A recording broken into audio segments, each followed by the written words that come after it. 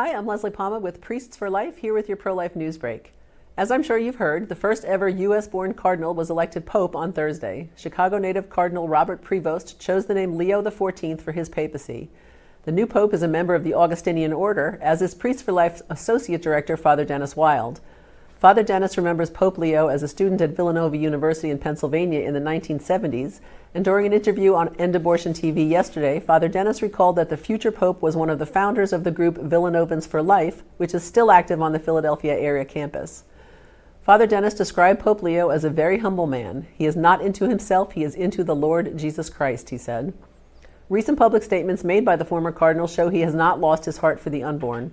Earlier this year, he said in a homily that God's mercy calls us to protect every life, especially those society overlooks, the child yet to be born and the elderly nearing their journey's end, because each bears Christ's face.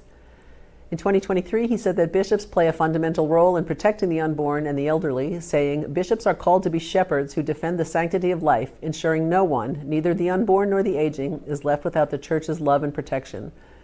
Conservative Catholics are concerned the new pope is likely to follow in the progressive footsteps of his predecessor, Pope Francis. But Priests for Life Executive Director Janet Morana is urging Catholics to give Pope Leo a chance before they rush to judgment and to pray for the new pope. As pope, he has become the leader of 1.4 billion Catholics all over the world. He won't make everyone happy all of the time. U.S. Senator Josh Hawley on Tuesday introduced a bill aimed at scaling back the use of the deadly abortion drug mifepristone, after reading an analysis from the Ethics and Public Policy Center that found 1 in 9 women suffer adverse effects after chemical abortion. The Missouri Republican introduced a bill that would allow women harmed by the drug to sue telehealth providers and pharmacists for damages and ban foreign companies from mailing the drug into the U.S. Hawley also wrote to new FDA Commissioner Marty Makary, urging him to reinstate safeguards on the use and distribution of the drug that were loosened during the Biden administration. In a related matter, and one that's confounding pro-lifers, the Trump administration has moved to dismiss a lawsuit brought by 3 states, Missouri, Kansas, and Idaho, seeking to scale back availability of mifepristone. The long-running case that's already been to the Supreme Court and is now back in a federal district court in Texas seeks to limit chemical abortion to 7 weeks from the current 10, require a doctor visit beforehand, and prohibit the drugs being sent by mail. The Justice Department, in its motion to dismiss, said the states should each sue in their own state court systems. No word yet on whether Judge Matthew Kacsmaryk will dismiss the suit. 3 U.S. senators this week introduced the More Opportunities for Moms to Succeed Act, a bill that would provide resources for mothers throughout the pregnancy and postpartum stages of motherhood, according to Catholic Vote.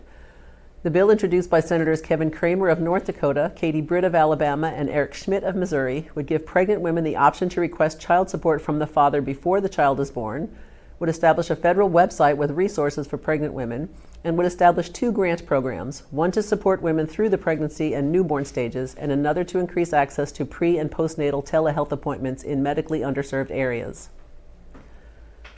A woman in Great Britain who illegally aborted her baby with abortion pills at 26 weeks was acquitted of charges of unlawfully administering poison to herself in order to cause a miscarriage.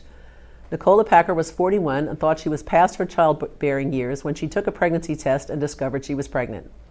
She ordered abortion drugs online, this was during the COVID lockdown, and expected to pass blood clots, but was surprised to find a small but fully formed baby in her toilet.